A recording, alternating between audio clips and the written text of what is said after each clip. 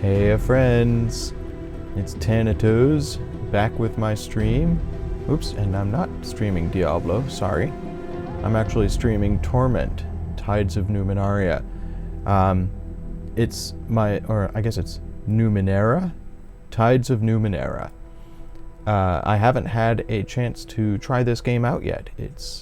It came out just before PAX, so it is relatively new, and I wanted to turn it on for the very first time right here on my stream. So we're going to hop onto the stream here. I'm going to play a little bit of Torment, and you guys can jump in the chat and talk to me as I play. Give me a second here. I'm going to tweet and oops.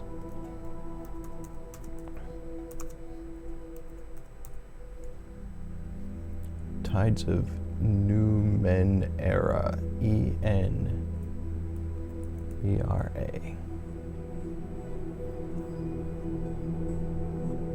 So, about a year ago, with some help, I managed to put together a gaming PC. And what I wanted to be able to do was I built a PC, inexpensive PC, with the notion of being able to play Oculus Rift games on it. I never ended up getting an Oculus Rift. I have the PSVR, and if you've watched my stream before, you know that I play PSVR games on my stream occasionally. But I had the PC still, and it's significantly better than my last gaming rig, which is my old laptop, which was beginning to age. I think my laptop is 7 years old now, something like that, and has been slowly degrading in its gaming capabilities. It's not just that it's old. I think the fans are beginning to give out, and when I run very graphics intensive games, it actually overheats, and I'm not happy with that, and I want to keep it working as long as I can. So I don't play games on my laptop anymore, but I have my new gaming PC here. Well, I say new, it's about a year old. And I wanted to test with this stream rig here to see if I would be able to actually play games from my PC on the stream. I've tried before with limited success, actually no success whatsoever. It didn't work, I wasn't able to get it to capture. But now, as you can see here, it is capturing. You can hear the intro music here, and I'm going to sit back and play a little bit of Tides. Odds are very, very high that you're going to see a cat on this stream at some point, just because I am in a place that she considers home, and she will likely want to hop in here. I am not super happy doing a stream with headphones on. All of my previous streams I've managed to get... Oh, there's a cat right there. Hi, Lee. All of my previous streams I've managed to do without headphones, and I feel much freer that way. Sadly, due to technological constraints, I'm limited to headphones right now. As often happens, I test out something new, and it means I need to find new hardware. So I need something extra to be able to listen to a game live here while I'm also streaming the game. Anyways, I've got sound, you've got sound, and let's see what this game is all about. I played the original Torment way back many, many years ago when I was living in my father's basement for a period of a few months. My brother had it and was a big fan of it, and I loved it. I don't think I ever finished it. I got near to the end of it, but I had to give it back to him at some point. So I do have original Torment here on my hard drive, and could play that at some point as well. But it's not as exciting to play a 20-year-old game, if it's that old. At least a 10-year-old game, as it is to play something brand new. Alright, it's asking me, do I want to be female or male? I'm going to choose female. Your mind wakes in darkness. Can you hear that all right? Aching cold sets into an unfamiliar body. A distant howling surrounds you, louder with each passing second. Insistent and invisible hands slap and tear at the membrane that protects you. I can turn that up a little bit if you need me to. Okay.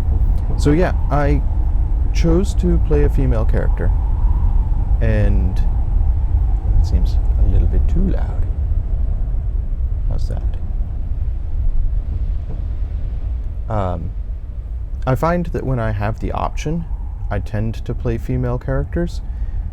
I'm not sure why I make that choice. I think perhaps it's that I find it's a more compelling narrative to play a female hero than a male hero. It just gives you that initial thrill to have a character that is female and is the starring role. I don't know, I enjoy it. So I almost always choose female characters when I have the option.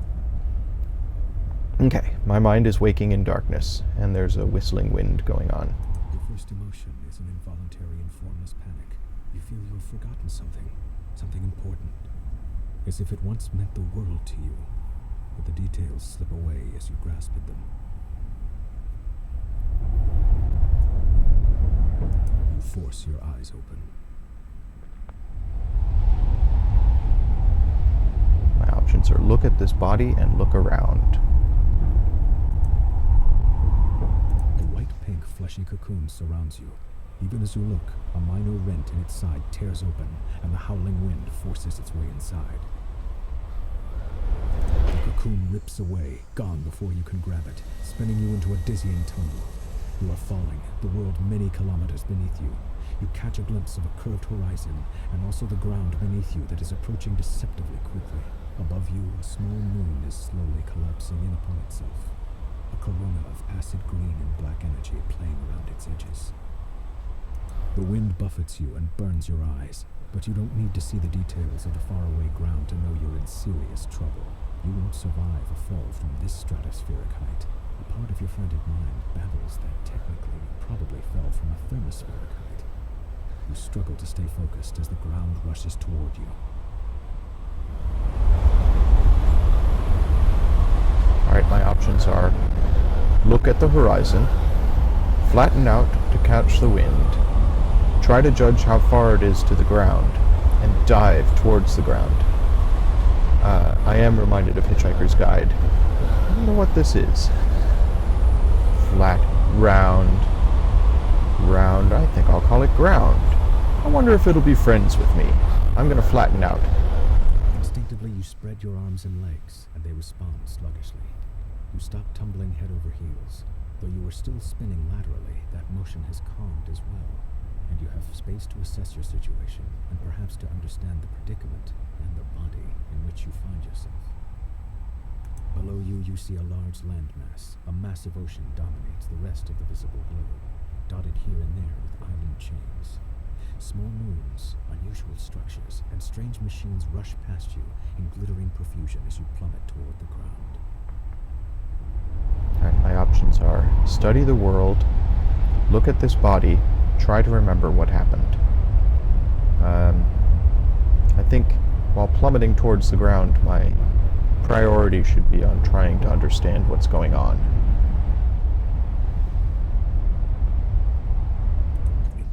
It's hazy. You were in a tall passageway, its sides slicked with dew, the air warm and moist, as if you were caught in the breath of a giant organism. You remember fleeing in fear and exhilaration, laughing through the terror. What was it that pursued you?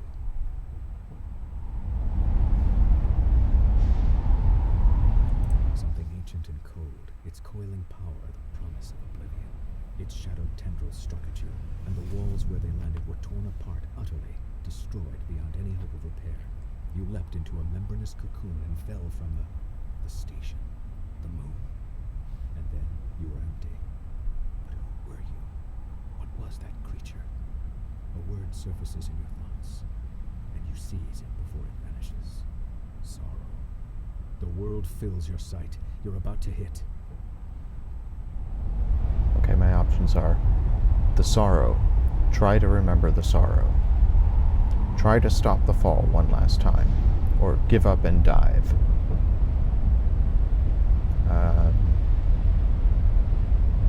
Guess I'll try to stop the fall.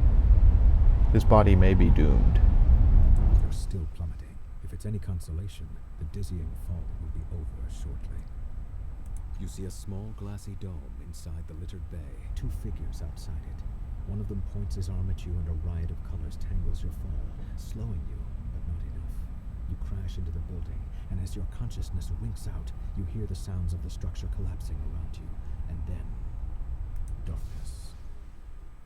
Okay. I worry that you guys can't hear the game very well. Hopefully you can hear it well enough.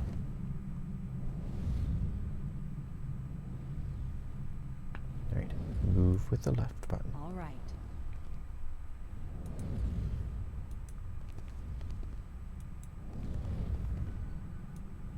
Of course. So, how do I... okay. I can scroll off the edges to go off the edge of the screen.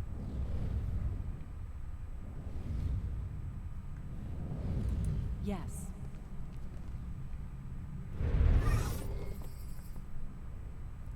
Jumbled thoughts cloud your head as you study the empty bowl before you. Drops of liquid fall from the ceiling, spattering on the ground next to the bowl, and the light from every drop is reflected in the bowl's rounded hollow, as if it hungers for that light and needs to be filled, yet the bowl remains dry. Another drop falls from the ceiling and splashes across the pylons, wasted. Alright, my options are casually move the bowl, or carefully move the bowl beneath the liquid, and that's a might action, that says might there. Examine the bowl and leave the bowl alone. If I scroll over to my portrait, which you can't see here at all because my GUI is covering it up, my name is last cast off.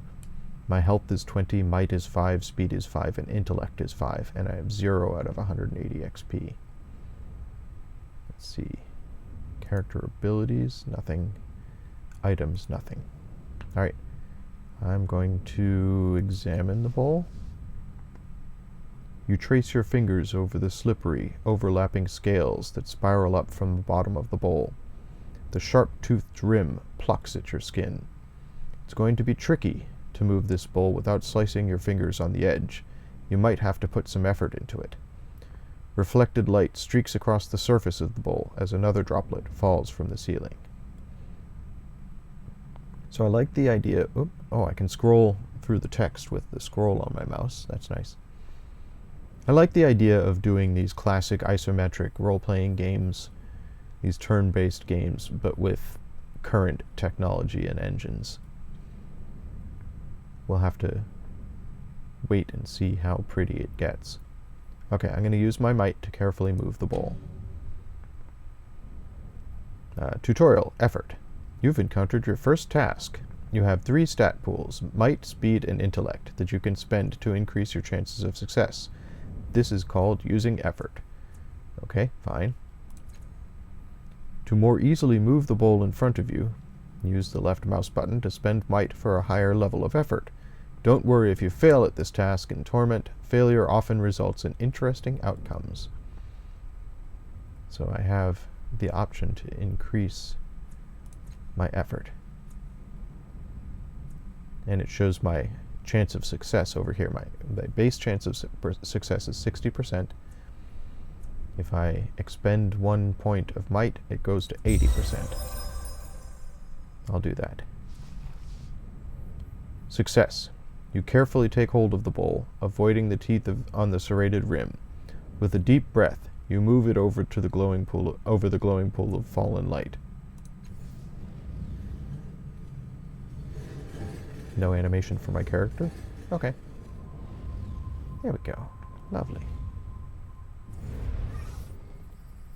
Drop by drop, the bowl fills, ripples spreading over the blurred outline of your reflection. A pale blue luminescence stretches into the corners of the room. giving me a better view, I guess. A clear radiance spills across the segmented floor, washing away the nearest shadows and pouring into your mind, melting the ragged edges of your fragmented thoughts. You are not whole, not yet, but you have begun to heal from the damage done in your long fall. A voice calls out from somewhere high above, beyond the reaches of the spreading light.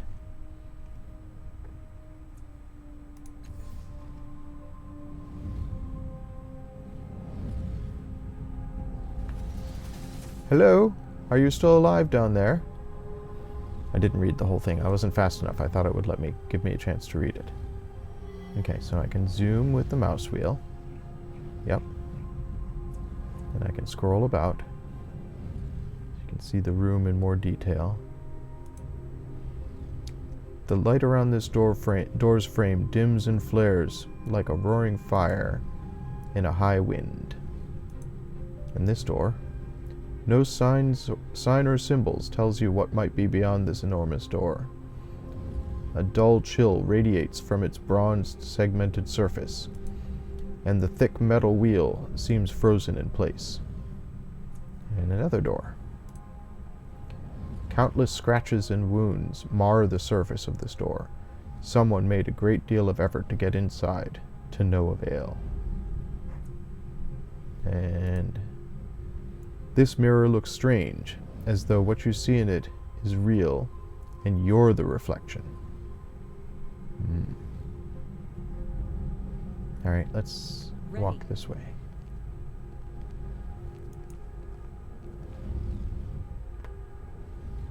Of course. As soon as you touch the orb, a memory floods your mind. You stand in front of a rusted door. The air is humid and dank. You've had a moment's respite from the water-logged hell, a bubble of stale air, your resting point. You've breathed water before, and you've lived decades beneath the waves, but this body's an air breather, and the constant pressure has been crushing you ever so subtly. Worse, your companion's mind seems to be wandering from the task at hand. He's a genius with machines, as you well know, but now he seems distracted.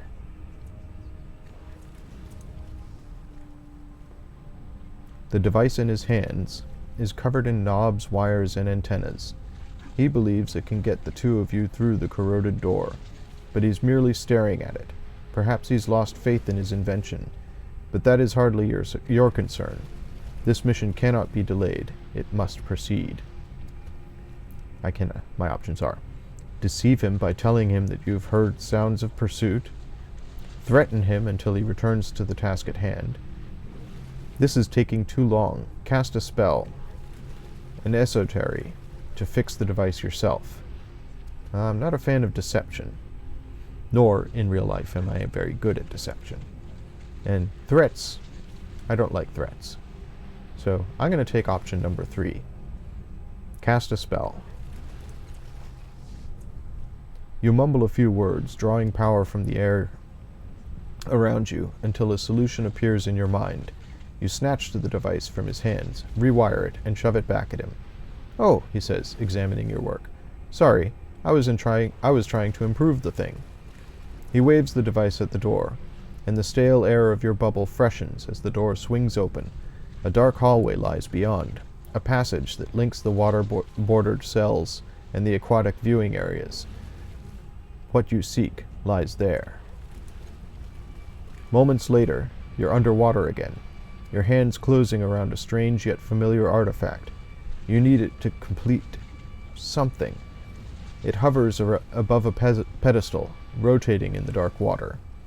An electric current runs through your fingers as your hand crosses the vertical plane of the pedestal, and an iridescent field coalesces so fast that the wave of pressure dazes you for a moment.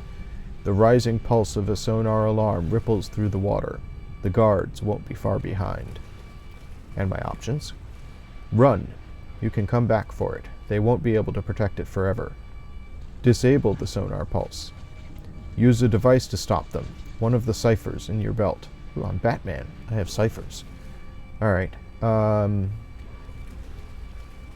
need this thing in this memory.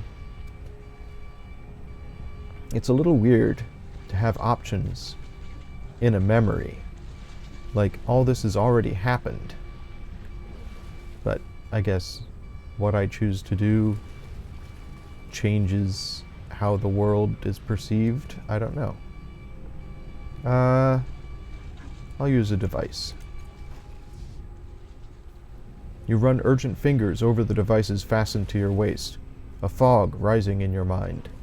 A few can be used against the guards, but will also turn your skin to synth steel or the surrounding water boiling wax. Hardly ideal. Finally, you find a small silver sphere. Setting the sphere in place, you kick desperately for the safety of a nearby alcove. The sphere whirls and unfolds into a spiraling vortex.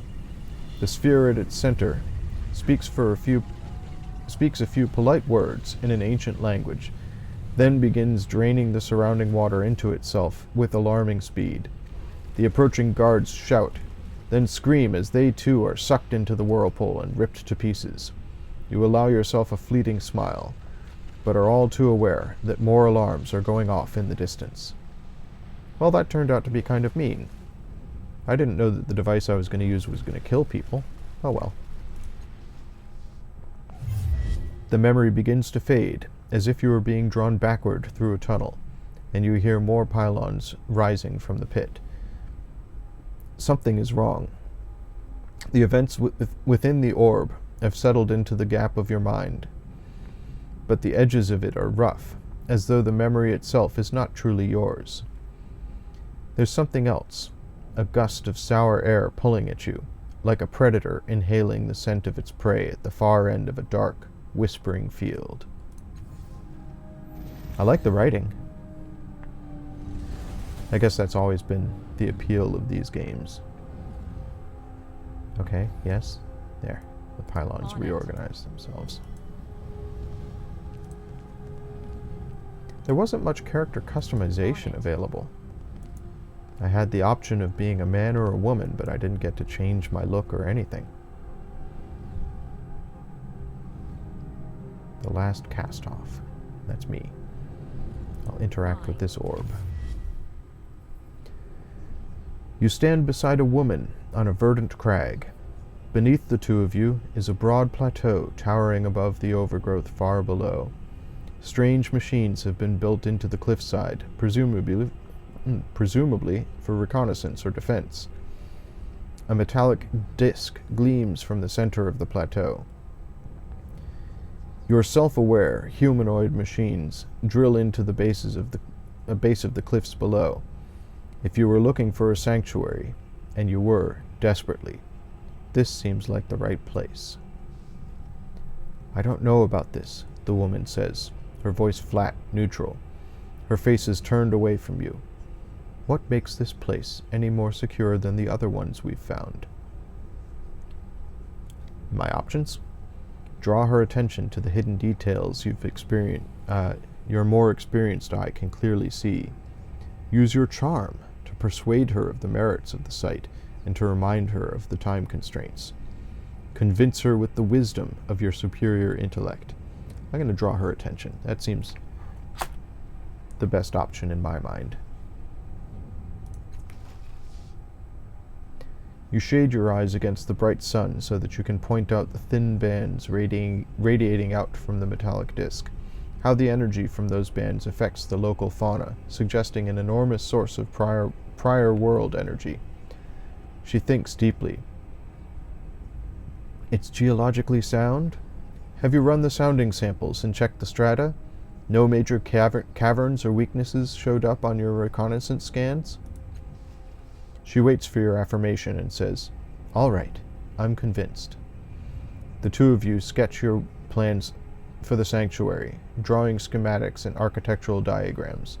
Then you descend onto the plateau to examine the open ground. The woman suggests having one of the servitors build a shelter for your time here. You try to draw one of the constructs away from its task, but it doesn't respond to your voice. When you lay a hand on its shoulder to reinforce your command, it whirs and strikes you across the face with inhuman speed. It turns back to its task, ignoring you. Your companion helps you rise, laughter in her eyes. It seems your construct has other ideas. What's the matter with it? And my options. Use the Numenera integrated into the construct's body to overwhelm the behavior malfunction. Examine the construct for mechanical faults. Or look for a deeper solution. Perhaps it's an effect of the metallic disc itself. I'm going to look for a deeper solution. A mist falls onto the plateau as you wrap a fiber shielding mesh around the construct's skull. The mesh powers up, protecting the construct's mind from any transdimensional emissions that might be in the area. Taking a deep breath, you repeat the command. Acknowledged. It obediently trundles to the site of your new shelter. The image freezes, then fades, and you feel the memory filling the gap in your mind, block by jagged block. You stagger, clutching your head. Reclaiming your memories hurts. And once more, there's something else. Hairs lift one by one on the back of your neck. Something beyond this room can sense what you're doing, and it's hunting you. That must be the sorrow. Is hunting me. Ooh, I'm glowing as the memory goes into me. Alright. And now let's go to this orb.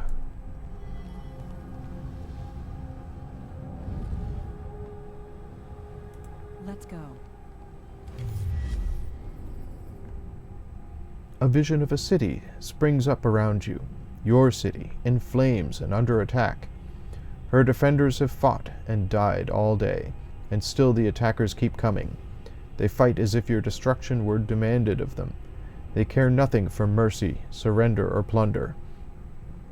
What they want is blood. But you haven't brought a keen-eyed companion. But you have brought a keen-eyed companion to the top of the tower. She has seen a way to stop the invaders. You need to get her to safety, and you need to rally your defenders. But even as you turn towards the door of the tower, two of the attackers descend from a hovering machine. You don't have time to strike at them before they land. One is brutishly large, his weapon a vibrating axe. The other is slim, sheathed in a glassy armor, and holding a hilt with a sizzling, invisible blade. Your companion backs away. She's too young to help. Your enemies advance single file, confined by the parapet. My options are trade blows with the giant. You can handle it, at least for a strike or two. Duck under the giant's swing and attack before you can strike. Fight defensively, and figure out who presents the greater threat. I like fighting defensively. The memory seems crystal clear. The giant is menacing, it's true, but the invisible blade of his companion is more worrisome still. The energy field that flickers and wavers around it suggests that she can carve matter at a molecular level, tearing pieces of her target into nothingness. If you're to save yourself, your best bet is to tackle her first. She's stuck behind the giant, waiting her turn to attack you, unable to bring her weapon to bear until he's out of the way. But it's clear that she expects him to handle you, and her eyes rove behind you, her focus on your ward. She is certainly not expecting you to dive between the giant's legs and come up inside her guard. She can't bring her blade to bear in time, and you drive your dagger up under her chin. You catch her before the deadly blade drops on you and spin her around. The weapon slashes into the giant and he topples, bisected. Gruesome game. Wow. The immediate threat ended. You focus on finding a way back to your allies. You open the tower door and rush down the stairs. The door at the base of the stairs is slightly cracked, opening just a bit into the hall, and you hear more of the enemy soldiers beyond. My options are hurl yourself against the door and knock them to the ground, crack the door open and sneak past them, or charge through them, counting on your defenses to protect you. Why didn't I bring the Vorpal blade? I should have that sword. Whatever.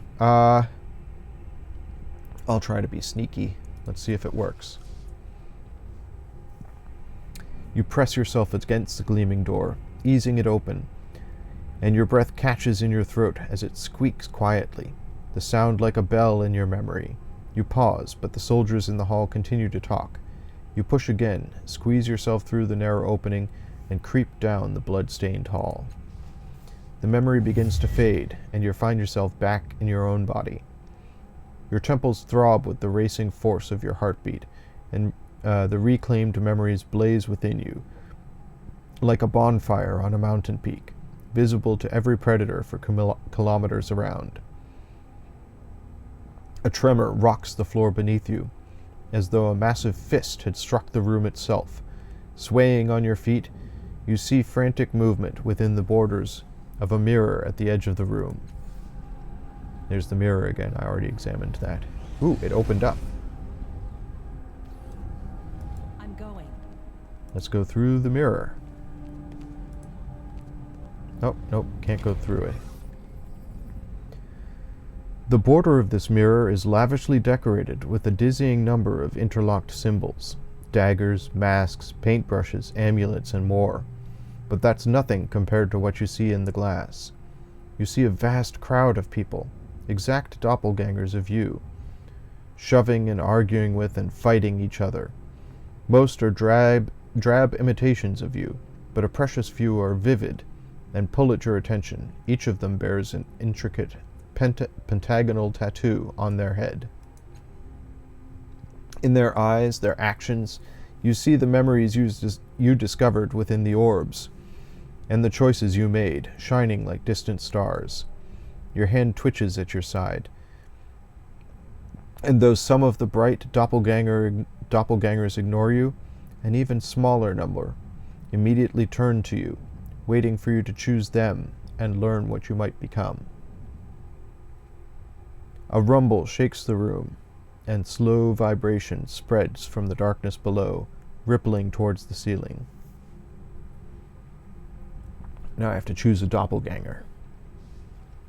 Point at the doppelganger moving cautiously through the crowd. Point at the doppelganger with clever eyes.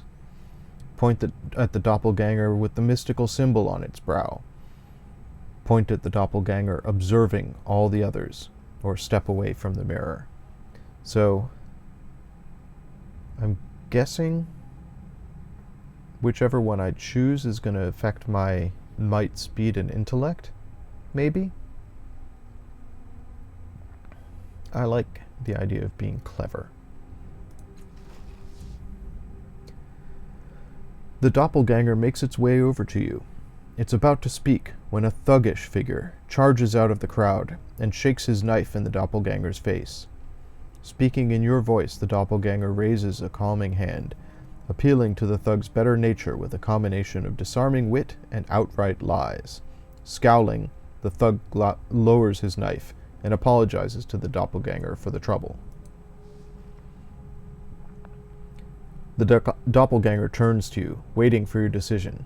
Yes, that is who I am, or I want to consider the other choices. I'm going to consider the other ones. I don't think I want to be a charming rogue.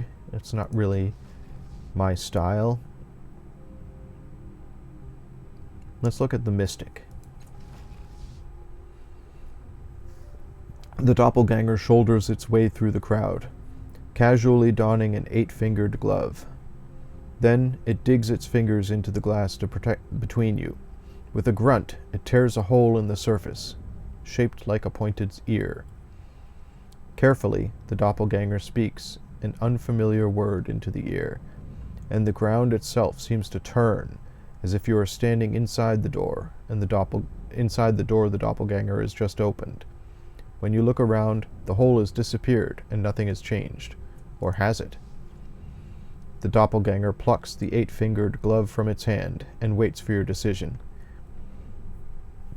I like that one. It's a mystic, uses magical tech. That seems cool. Yes, that is who I am. Man, before doing this game, I didn't realize how much reading I was going to do on this stream. I should have got myself a drink. I might have to go get myself a drink in a couple of minutes because my throat is getting dry from all the reading. Not that I mind. I don't think that I'm as good a reader as my wife is, but she reads for a living, to a degree. The remaining doppelgangers scatter for the edges of the mirror and vanish. Your chosen identity steps forward. Its appearance changes as it steps out of the rippling glass. Its face exudes intelligence and confidence. Shadows of several devices shimmer all around it. Technology of several kinds from a myriad of past ages. You get the feeling you, would be comfortable with all of it. The word nano sounds in your mind. Gained descriptor, mystical.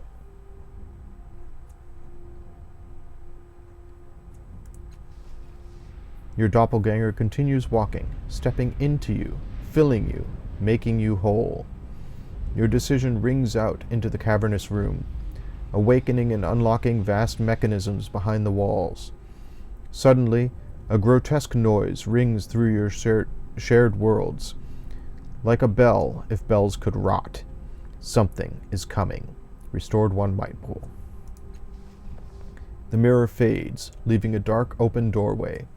You take a deep breath and step through. Okay, I'm going to pause for just a couple secs while I go get myself a drink. I will be right back.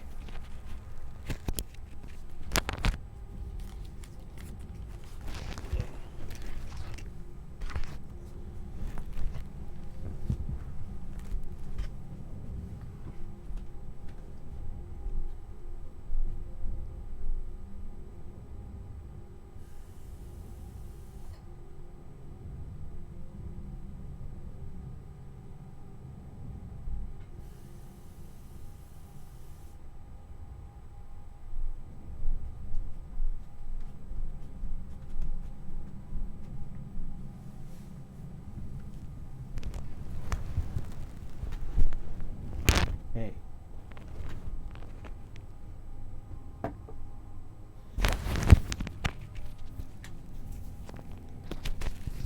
Okay, I'm back. Got myself a glass of water. My glass says Zung.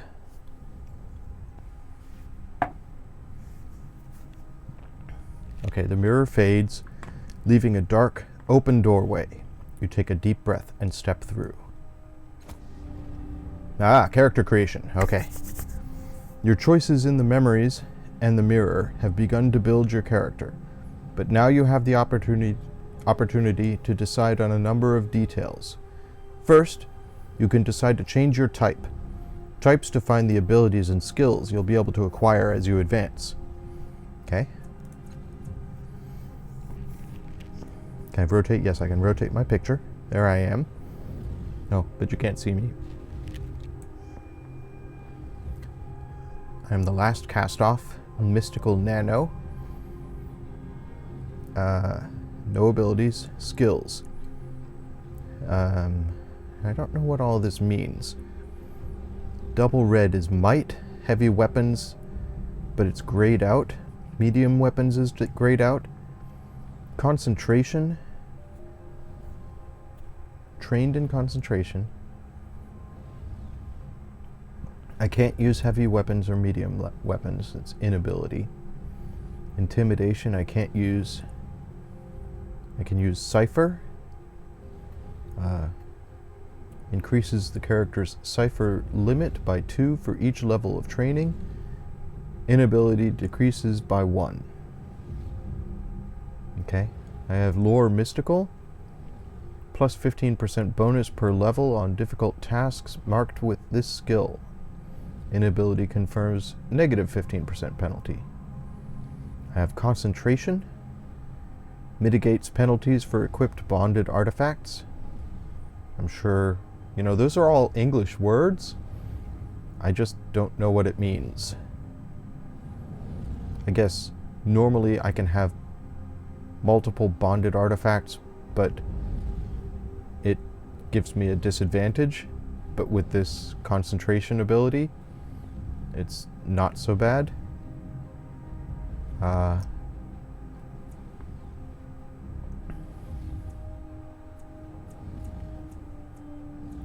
So the character types are Glaive, Jack, and Nano. I've chosen Nano. Glaive must be a fighter. Jack is a rogue. Nano is a wizard. Just to use, common tropes. Nanos are sometimes called mages, wizards, sorcerers, or witches by the people of the Ninth World. Whatever they're called, nanos master the mystics or mysteries of the past to the degree that they seem to perform miracles using esoteries, spell-like invocations that combine gestures, command words, and psychic disciplines. They tap into nanospirits, numinous particles that suffuse the landscape to alter reality or learn things that they couldn't otherwise. As a nano, I have an increase in concentration,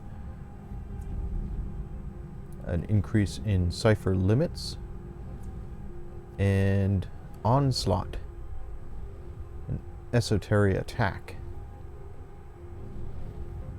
Deal 5 damage of particular damage type and confer minor additional effects based on the choice.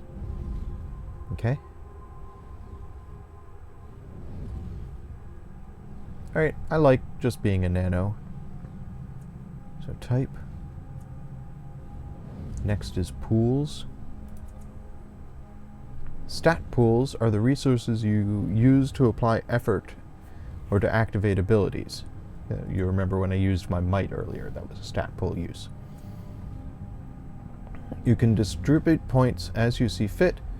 Glaives tend to favor might and or speed, while nanos favor intellect. Jacks usually benefit from a balanced set of points, jack of all trades. Okay.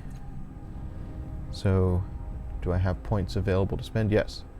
2 points remaining. I'll put 1 in intellect and 1 in speed. So now I have a might of 5, a speed of 6, and an intellect of 8. Next. Character creation. Abilities unlocked by your type can be active actions, such as attacks, spell-like esoteries, or unique passive effects. Yeah. So I have 2 points remaining to buy a skill. Scan thoughts. The surface of most people or creatures you speak with appears in conversations. And that's a passive skill, I think? Maybe not. Let's look at details. While speaking with the inhabitants of the Ninth World, you will sometimes hear their thoughts. This is often helpful, though rarely appreciated. Okay. Resourceful. Gain +1 training level in Cipher. And the Cipher use skill allows you to carry additional ciphers. Innervate is an esoteric spell. Remove all negative fettles. Excludes flanked and lasting damage. Heals 6 points of health. Okay, so that's a heal spell. Adaptation. Gain protected, +2 armor and +1 resistance. Quantum Step is a spell. Teleports 1 ally to a point within range. That sounds handy. Alright, so I've got a heal spell. I've got a protect spell. I've got a Quantum Step. Got Resourceful, which lets me get extra ciphers. Or I've got Scan Thoughts. I think my playstyle for this playthrough is going to be as non-confrontational as possible. So being able to scan thoughts is probably good.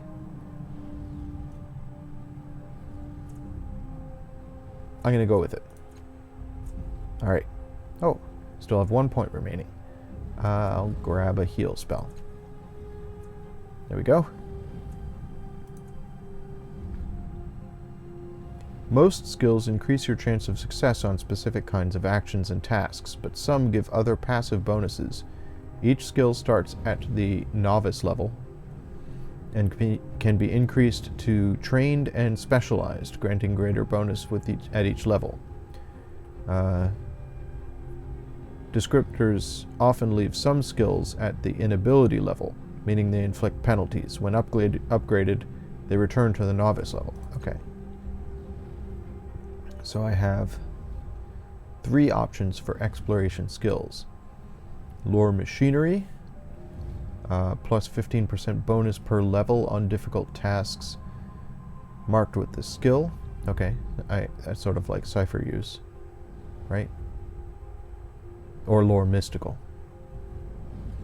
Lore Natural or Lore Mystical. I already have Lore Mystical, so I could increase my ability with that.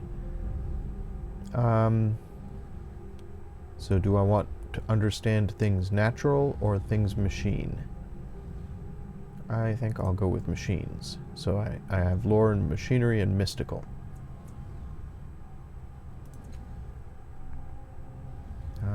No weapon skills, because I'm not a glaive. Although you choose your descriptor from among many doppelgangers in the mirror, you now have the chance to view the special bonuses and penalties it grants.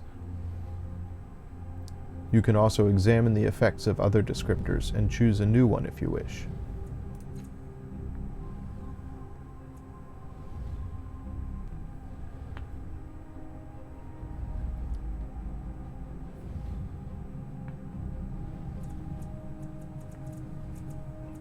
I'm just going to leave things the way I have them. We'll see what happens. Are you sure? Is your last chance to change your cast-off character type or descriptor? Yes, I'm sure. Let's go. Let's play a game. Well, that was interesting times.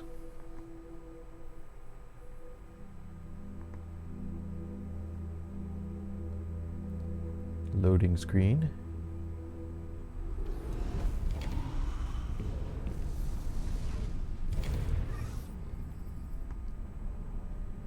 The Spectre. Everything around this spectral figure seems dreamlike. He is a hazy silhouette who seems to be made of blue glass smoke. He wears stylish, well-cut clothes. His handsome, bearded face seems hauntingly familiar, though you have never seen him before. He breathes a sigh of relief when he sees you. We weren't sure that would work. We pooled our strength and channeled it through me to reach you, to wake you up. He glances at the other figures here and frowns unhappily. It took more out of them than we thought. The other reflections, they're more like shadows now. Look, I'll bet you've got a lot of questions. This whole place is basically your mind. Your body is still out there in the real world, healing from that fall. You need to get out there and finish the process. He shrugs. It shouldn't be too hard. And I have a whole bunch of dialogue options here. Before I met you, it felt like something was hunting me. Do you know what that was? You said I had to finish the process. What do you mean by that?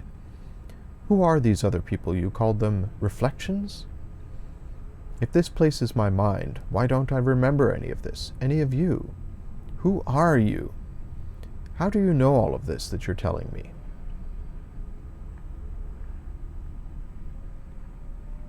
So I guess my passive ability to read minds doesn't work on him.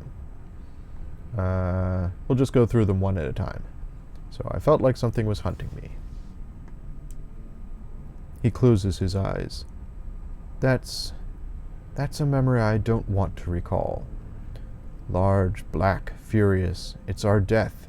It's the sorrow. He closes his eyes. I hope it's lost interest in you. If it finds us, we're all done for. You said finish the process. What did you mean by that?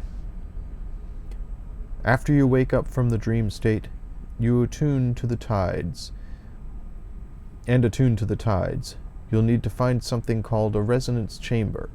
Your body should have landed somewhere near it. Just climb inside that, and everything will be fine. What do you mean, attuned to the tides? Tides are like a force, like gravity or magnetism or something, except they respond to people's actions and perceptions. Your body, that is, your body in the real world, needs the tides to survive. It's not something you need to worry about. Your body will attune as it wakes up. What's a resonance chamber? I remember pieces about it, but not the whole. It's a crystal sarcophagus. I remember it having 5 mechanical arms around it, and a metal ring set in the floor. I think we were aiming for it when we fell. When you open your eyes in the real world, it should be nearby. Who are those other people? You called them reflections? That's what they are. As I said, it's your mind. You'll find reflections of people you knew, people you met in the real world, and with whom you shared some kind of psychic connection. I don't know how or why, it just happens. If this place is my mind, why don't I remember any of this? Any of you? It's your mind, a construct built to, I don't know, share thoughts, store yourself. Wait, you know how people say, in the first place? This is definitely the first place of your memory. Well, it was the first place for me anyway.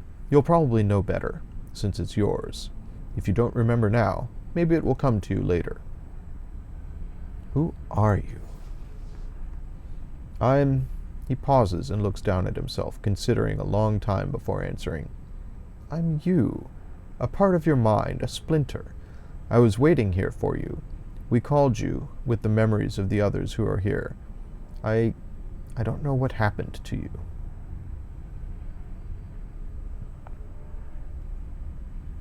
How do you know all this, all that you're telling me? He throws up his hands in frustration. I'm just a part of you. I look at you and I know. This place was made for you, for us, and I remember pieces of knowledge that come to me when you ask questions, but that's all. So how do I get back to the real world? There's a portal down there. It'll take you back to your body. Just step through it, and the whole thing you should take care of it. Oh. Just step through it, and the whole tides thing should take care of itself. He crosses his arms. When you wake up, find the resonance chamber and activate it. Then we can... What the hell is that? Uh-oh. That doesn't look good. Nope. There's tentacles in my brain. It's the sorrow. Oh, it got those guys. The sorrow is anchored to those reflections. It's devouring their power. We have to get rid of them. Destroy its anchors, or else the sorrow will erase us forever. Crisis initiated. Current objective: kill the reflections, anchoring the sorrow to your mind. A crisis begins when you enter a dangerous situation. Crises are turn-based encounters, when you can fight, sneak, manipulate the environment, or talk your way out of trouble. Each turn you can take one attack action to attack any or activate an ability. You can also make one move. Okay, so move and attack, or attack and move. That reflection near you, kill it. You'll loosen the sorrow's anchor. Alright. Use the left mouse button to attack an enemy or move to a position. Try clicking the highlighted character now. Okay, sure. Reflection is at 65% health. Let's attack it. Effort can be applied to attacks to increase your chances to hit. As with other tasks, with each level of effort increases your chances by 20%. The cost of 1 point from your stat pool. Unarmed attacks use speed, but other weapon attacks may use might or intellect. So I guess I'm doing a basic attack. I have 6 speed available, and there are 3 people, so I'll use 1 speed extra for each of them. This gives me an 85% chance to succeed in my attack. Missed?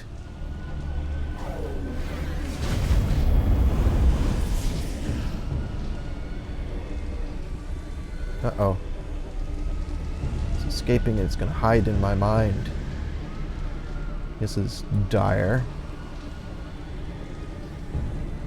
When you apply effort to an attack, it also increases the damage you deal. Different weapons and abilities gain different amounts of bonus damage from an effort. I could get 100% or 85%. I only have 4. Alright, that... Okay. I've already used my attack action this turn, and you will need to wait until your next turn to deal with another reflection. You can move somewhere to speed your remaining... to spend your remaining move, but if you want to end your turn early, you can click the End Turn button in the lower left. Alright, so I could end my turn, or I could move. I'm gonna... How far can I move? Yes. I'll move there. The Sorrow's turn. It's releasing more things. Now run! Get to the next one. Yes, I'm already there. You can sacrifice your attack action for this turn to double move instead of attacking. The movement preview line turns purple when over a position that requires a double move. Oh, okay, if I just hover, I see a movement, and that's the limit of how far I can move. See there how there's a blue arc, and then beyond that it's a purple move? I'm just going to run up to this reflection and whack it. I'll spend an extra... There we go. Sorrow's turn. Ooh, Sorrow Infection. It's infecting it somehow. Yeah, it's infecting the memory. Fettles are temporary conditions or status effects that can improve or reduce a character's stats. The Sorrow has just placed a fettle on the remaining reflection. You can't remove this fettle, but you might find a way to overcome it. I thought I could remove fettles. I have a spell. Where's my spells? I have my Esoteric Attack. I have Enervate. Removes all negative fettles. Let's do that. Oh, I can't. Oh, it's not an ally, so I can't cast that. Well, let's forget that. And let's use Onslaught. We'll use a Transdimensional Onslaught spell attack on this reflection. Ah, good. Onslaught attack uses Intellect. So I'll pump 2 Intellect into that, giving me a 90% chance to hit. Badam! Critical hit. And I gain some XP.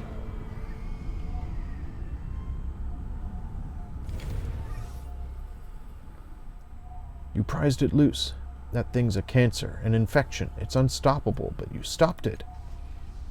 He holds his head in his hands. I can't believe it found us in here. He looks at you, terror in his eyes.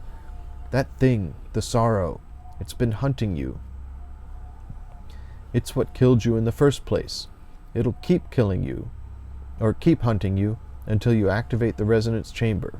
I didn't remember until I saw it, but that's why the chamber is so important. You have to get back and activate the chamber before it's too late. The portal to your body is that shimmering dome there. Go, now! Okay, let's go there. Sure. All right.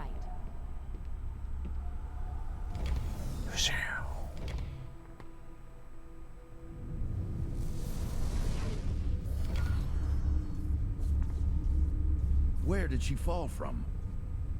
Her body's smashed to talk. It's a wonder she's still breathing. All I saw was the corona, not her origin point. But look, she's healing already. Spontaneous regeneration. Who you look at? Wait, I know that face. Oop, I knocked them down with my mind.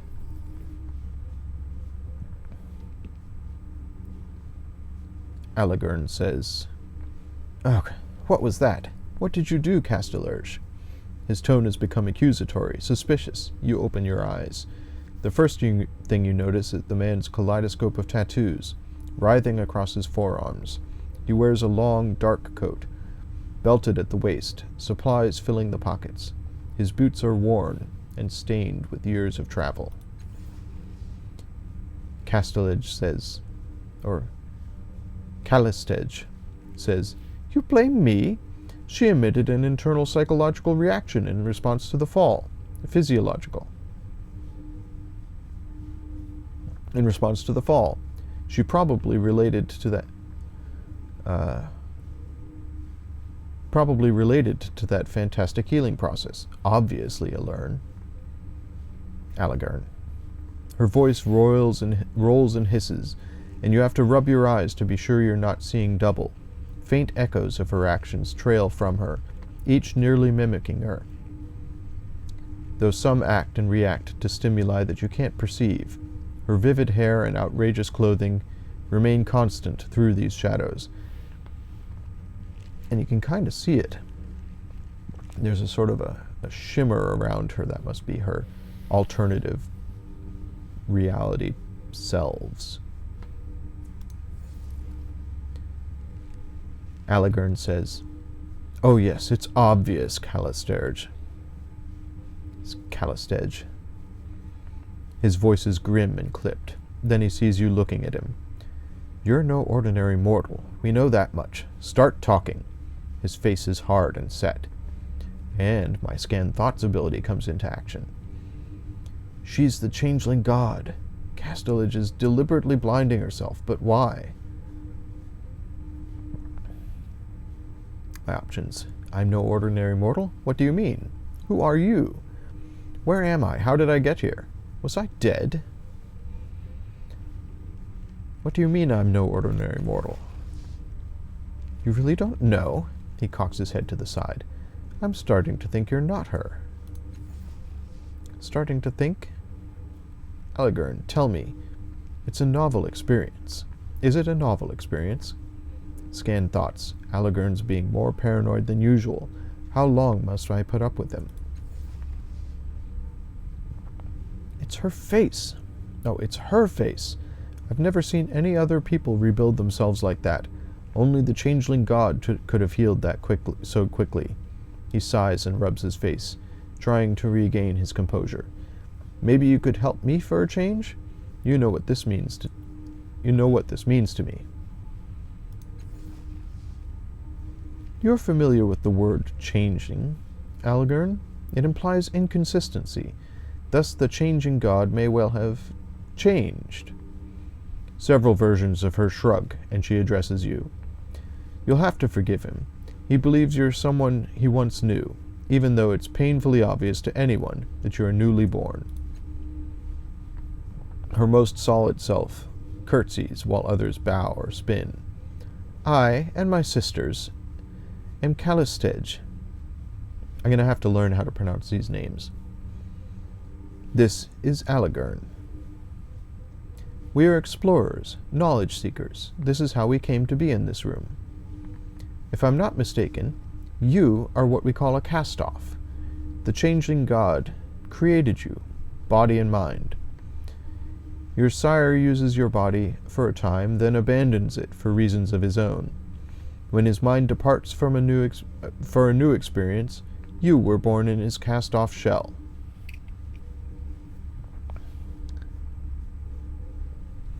Where are we? What is this place?" I have a whole bunch of different options, but the options I had before are gone. I'm used to these dialogue trees, the dialogues remaining, so I can just go through them one by one like I did with the first conversation there with the Spectre. But in this case, I guess when I actually make a choice, it changes what options are available to me afterwards. So my options are, where are we? What is this place? Who is the changing god? Are there other cast-offs? You say I was born when the changing god left, but why am I not dead? Before I woke, I was in some kind of dreamlike labyrinth with a glowing spectre. If falling from the sky didn't kill me, is there anything that can? Well, we'll just go through them one by one. Where are we? What is this place? A sanctum of your sires. The common belief is he has several such places throughout the Ninth World, possibly other worlds as well. We were only just able to gain entry to this one because of your grand entrance. Who is the changing god? Ha! That's something coming from you. She gives him a sidelong glance. The changing god is your sire, dear. He discovered a path to immortality long ago, a means to transfer his self to a new body of his own creation. I don't think he knew, however, that when he abandoned one body, another mind was birthed to fill the void. Oh, he knew all right, says Aligarn. He eyes you up and down coldly. The only thing the changing god cares about is himself. He doesn't give a single thought for those he leaves behind. And my scanned thoughts says, he sees us as experiments, not humans. The implication being that Aligarn is also a cast-off of the changing god.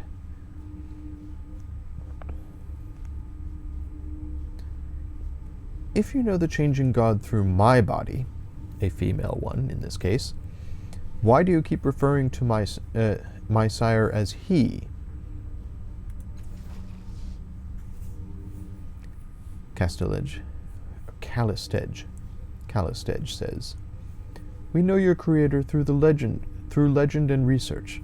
He's taken the form of men, women, visitants, and other things. His form is fluid, and as his name suggests, but the stories about the changing god always refer to him. Are there other cast-offs? Callistedge says, dozens, hundreds, who can say? Your sire has been doing this for several centuries. Aligarn, though if all of them were born the way you claim to have been, it's a wonder any of them survive.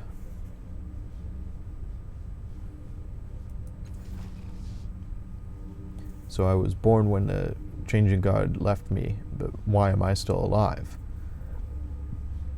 Aligarn, I used a cipher to slow your fall further, but the damage still would have killed an ordinary person. But think about it. If you're the kind of person who can make your body into anything you want, what do? If you've constructed bodies for centuries, you want to make each one better than the last. You want to live forever. You're not going to let your life end by accident. No, you'll make strong bodies, fast, powerful. Maybe throw in regeneration while you're at it.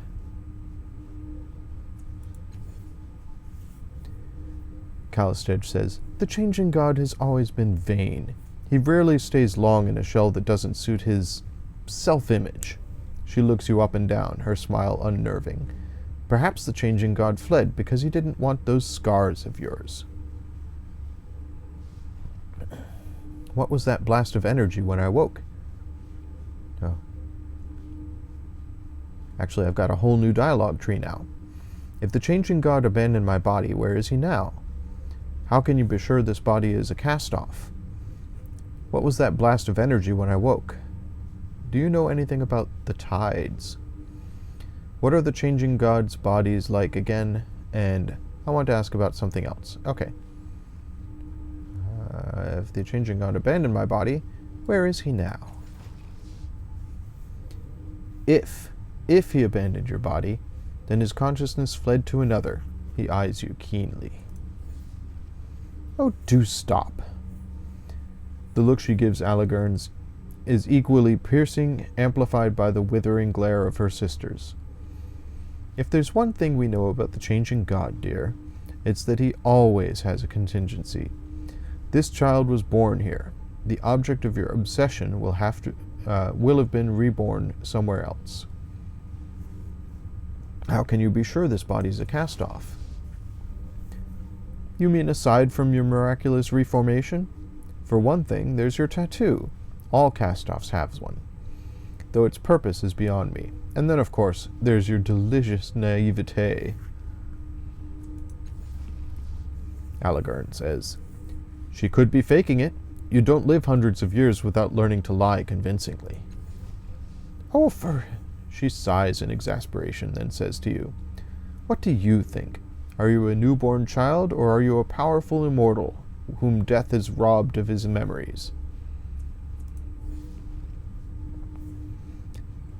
Allegern crosses his arms and growls, "Fine. What do you think?" Scan Thought says, "This should be interesting. I survived the fall, and have skills and powers I don't recall learning. What if I am the changing god? There's so much I don't know or remember. I think I must be a cast-off. You obviously knew the changing god, Allegern. What do you think? Am I him?" "I honestly don't know." I'll go with option 3. You obviously knew the changing god, Allegern. Ooh, dominant tides have shifted. Interesting. Okay. Allegern says, "That's just the kind of question he would ask." He scrutinizes you in a way he hadn't before. You carry yourself with the same arrogance, that glint of knowing everything about our world and the worlds before it. Your personality, that's very much the same. Blue tide raised a small amount. Interesting. Allegern says, "If you're not him, you're his goddamn spitting image." He spits as if to emphasize the point. "You'll have a lot to answer for from a lot of people." Scanthought says, "People like me." Callistedge says, "And what are you basing that conclusion on, Allegern? Your feelings?" Allegern. He looks away, and his composure slips a little. "Gods, you're so rancid sometimes, Callistedge." What was that blast of energy when I woke? Oh, I'm back to the last dialogue tree. Callistedge. As I was telling my colleague, it was obviously a physiological reaction of some kind. I've never witnessed the birth of a cast-off, but yes, it could very well have been caused by your nascent consciousness. Don't worry, I don't believe it caused any real harm. Not to me, at least. Allegern. Really? You've been more abrasive than ever since we came in here. He shoots her a sidelong look. She just can't empathize with other people unless she's experimenting on them. Are you sure that surge didn't hurt you? Allegern. If it did, it was damage in our minds. Though how you'd check if it carked her, I couldn't say. Tough to find normalcy there. Callistedge. At least we know it didn't hurt Allegern. That skull's as thick as organic stone. Do you know anything about the tides? Callistedge. I've heard of them before. A subject your sire studied in great depth. I'm afraid it isn't my field of inquiry.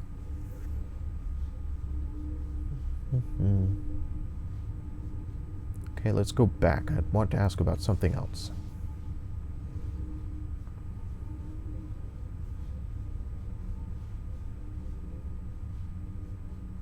Before I woke... Okay, can I ask more questions about this cast-off body is one of my options. Nope, that's... Okay. Before I woke, I was in some kind of dreamlike labyrinth with a glowing specter. Allegern. With how hard you hit the ground, I'm surprised that's all you saw. Why do you seem to hate the changing god so much? Allegern, his face calm, but his voice bitter and tired. You should know, shouldn't you? You've ruined lives, committed crimes, and now it seems like you've forgotten the harms you've engineered. You've left a trail of the dead and dying behind you. Callistedge. She and her echoes share an expression that's equal part amused and appalled. She's not the changing god, Allegern. If falling from the sky didn't kill me, is there anything that can? Callistedge. An excellent question. Having seen your regenerative abilities in action, I suspect they are primarily physical, a regrowth.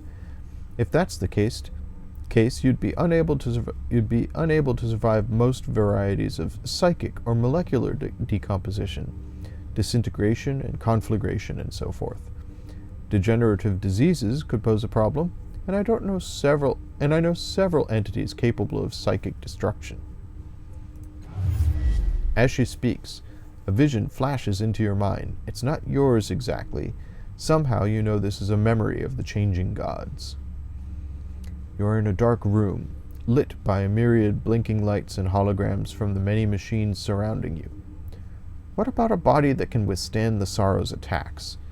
Says a voice. It seems to be coming from one of the machines. No, you reply. The thing has no respect for barriers of any kind, physical, temporal, psychic. This is the only way. With a series of gestures, you bring up an image of a crystalline pod. If the resonance chamber works, it will give us the power to stop the sorrow's hunt once and for all. We just need the right focal point, a catalyst. The memory fades. Callistage is still talking. You realize that the device you saw in the memory is identical to the one behind you now. It looks like the Spectre described it, a transparent sarcophagus inside a crystalline dome, with the mechanical arms arrayed around it on a metal ring. Unfortunately, the dome is shattered, the sarcophagus cracked, and one of the arms in pieces on the floor. Whatever its function, it clearly needs repair. Callistage continues. Or flesh-eating viruses. One presumes disfigurement by the iron wind would likewise be devastating enough to... Allegern. I think she gets the point, Callistage. New dialogue tree. I can ask them about the sorrow, ask them if they know how to fix the crystal chamber, or I saw a vision of myself in another time and place just now. You didn't see it too, did you? Well, obviously, they're not in my head.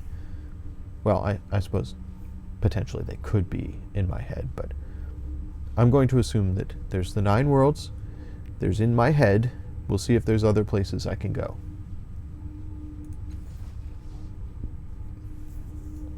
Allegern. I saw you stare into space while Callistage graphically described all the ways you could die. That's about it, he snorts.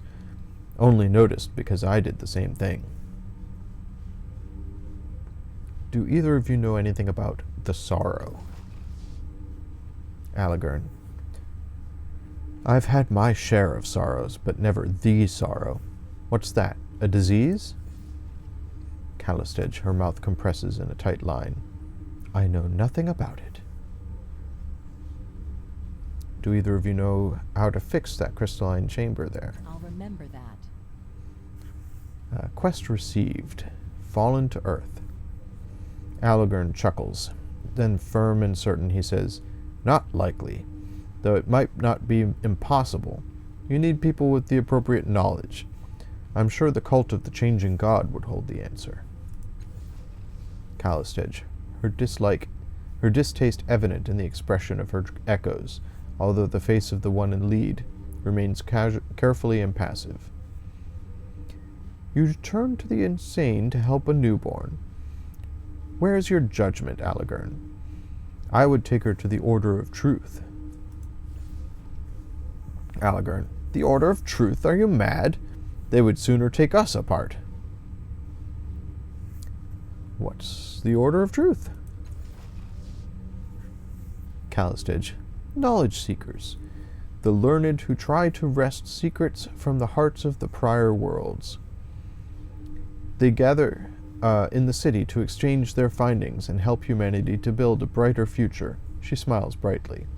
Our friend Allegern here was once one of them.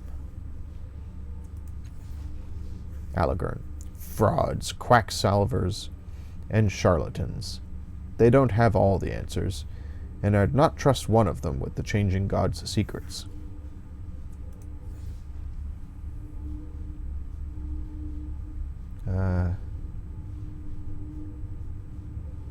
What's the cult of the changing god? Allegern, despite what she says, they're not insane. They're eccentrics. She laughs, but he soldiers on. They're worshippers of, well, you, or your sire, the changing god. They devote their lives to understanding your kind. Okay, so I can ask Alagern to take me to the cult, Callistege to take me to the Order, or I can tell them both to sod off and try and figure things out on my own. Let's go to the Order of Truth. I think this particular character, very much an Order of Truth kind of gal. Callistege, of course. Once I provide an introduction to the priestesses, or priests, we'll have your chamber fixed in no time. Alagern, you'll end up without your clothes and broken in a ditch when she laughs. While she laughs it off as a good experiment. It's probably best I come with you as well. Callistege, suspicious as always, Alagern. Child, the world is an exciting place, but it is full of dangers. Rest assured, one of us will get you safely to where you need to be. I'll be right behind you. A sunny smile crosses her faces. Scan thoughts. I shudder to think what Alagern might do to the child. Alright, let's go. You've gained your first companions. They will follow the last cast-off and can be controlled during a crisis. You can speak to them about their pasts and take advantage of their unique abilities and skills. Companions have their own motivations and personalities, and depending on the choices you make, they may not follow you forever. You will find more companions who will join you as you travel through the ninth world. Take this opportunity to explore your surroundings. You may find items, equipment, and more to assist you. When you are ready, you can leave the broken dome using the stairs to the northeast. Okay. Thank you, tutorials, for your advice. Let's examine some things. Broken fragments of the dome ceiling are scattered on the floor. They appear to be made of transparent synth. Yes. Sunlight falls through the ragged hole in the roof onto the shattered resonance chamber. It's hard to believe that you did this, that you plummeted through the curve of the pale blue sky, crashed through the dome, and broke this delicate machine with your own body. It's hard to believe that you are still alive. 4 mechanical arms hang over the center of the device above the cracked, semi-transparent crystal of the sarcophagus. The 5th arm lies broken on the floor, among the scattered synth and crystal shards. A metal ring surrounds the array, dented and broken by your impact crater. Take a closer look at the sarcophagus. The padded interior beneath the coffin's cracked lid looks like it was made for a human body. Despite the damage, you don't see any way you could open it and get inside. You glance between the sarcophagus and the needle-like protrusions at the ends of the arms above. It seems likely that using this chamber would not be a pleasant experience. Examine the suspended arms. Cables run from the machines along the dome's walls to the base of the suspended arms, and each of which is capped with long needles aimed at the cracked, coffin-like chamber at the center of the platform. Gem-like lights flicker dimly at the bases of the arms. Inspect the metal ring.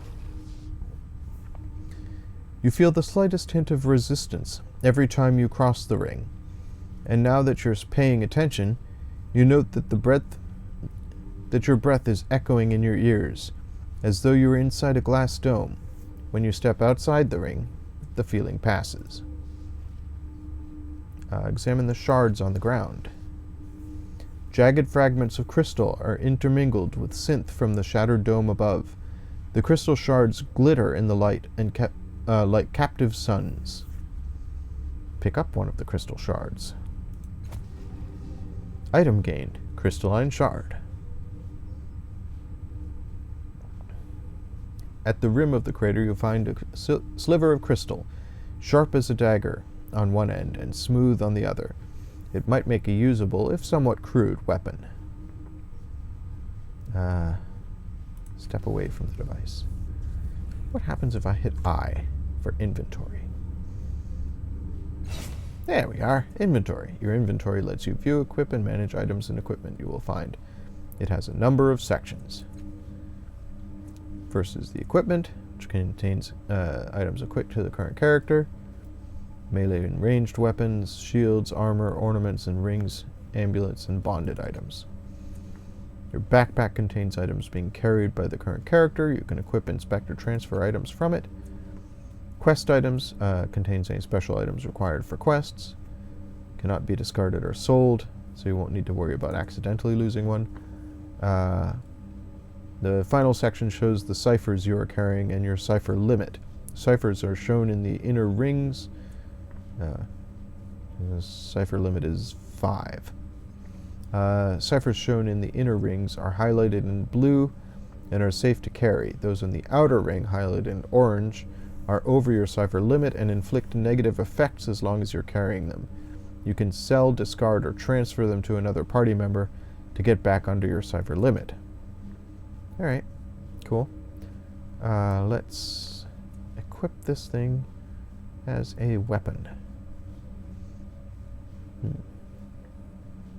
Ornament, cloak, body, wool-woven garment is the clothing I'm wearing.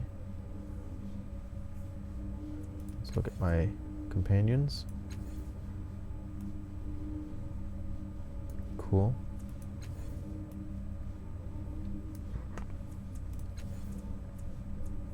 So let's take this shard. Oh, it's in the weapon slot already. It auto-equipped it for me. Thanks, game. What's over here? Fine.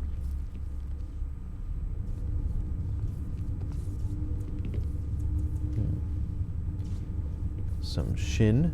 Use that shinning of yours. Encephalic Rush heals 3 points of intellect. And Fleetfoot Moss heals 3 points of speed.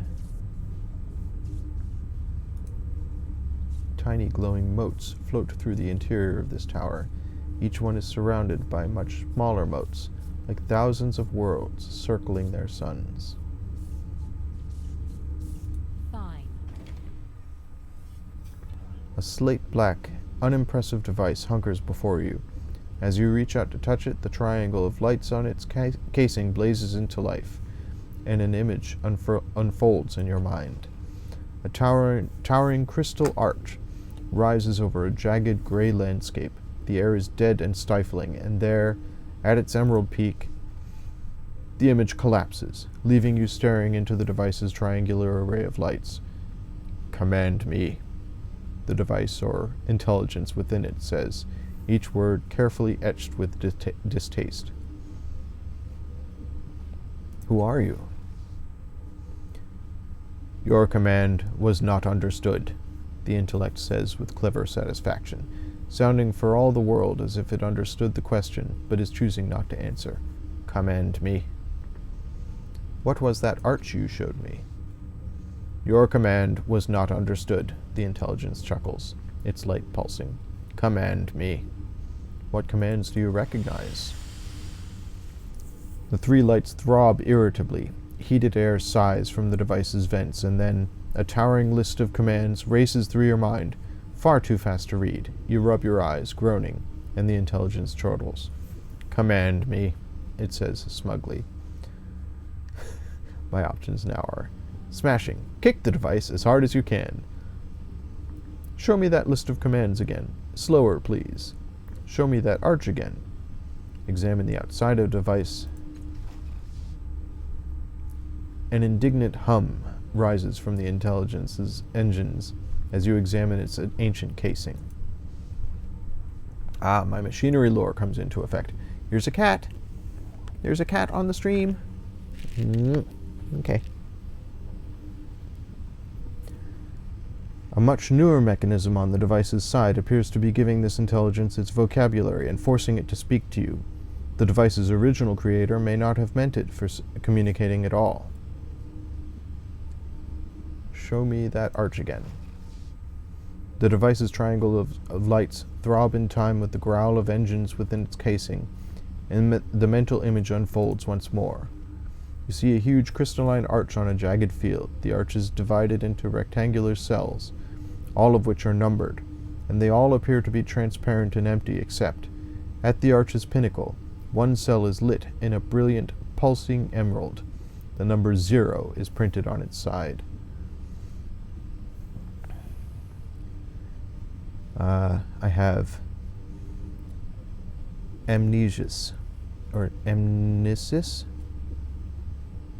Try to remember more details about this strange place. 80% chance of success.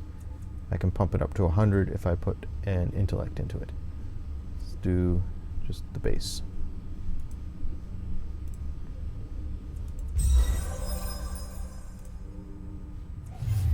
Success. The memory blossoms. You stand before this arch, eyeing the last 2 active cells in once impenetrable Lungum Vo.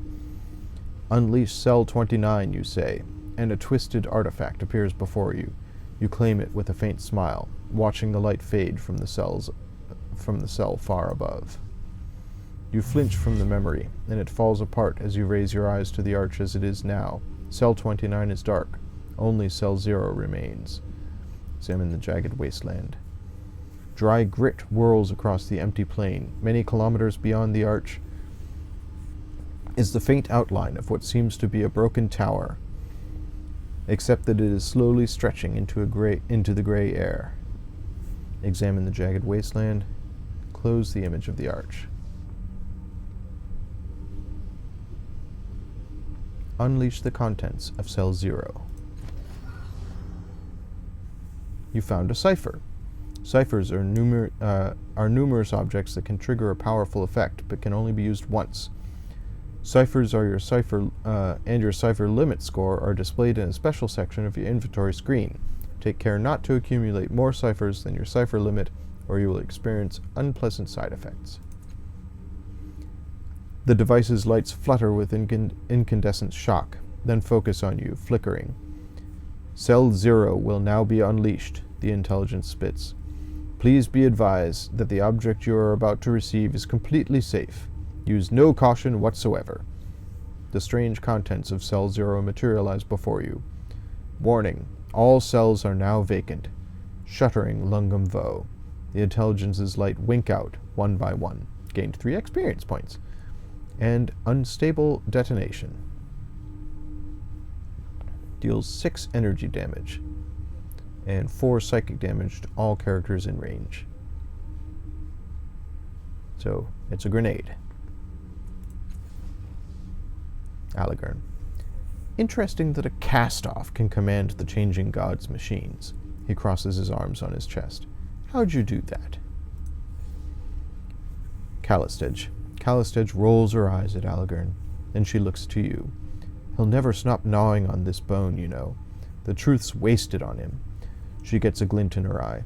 Though I admit curiosity. How did you do that? I remembered something. I don't think it was my memory, though. Callistege. Residual memories of a past consciousness? Truly fascinating. Scan thoughts. How many memories might this child have access to? I must know. Allegern. Oh, don't act like you know what that was. It's just as likely the machine triggered something past her amnesia.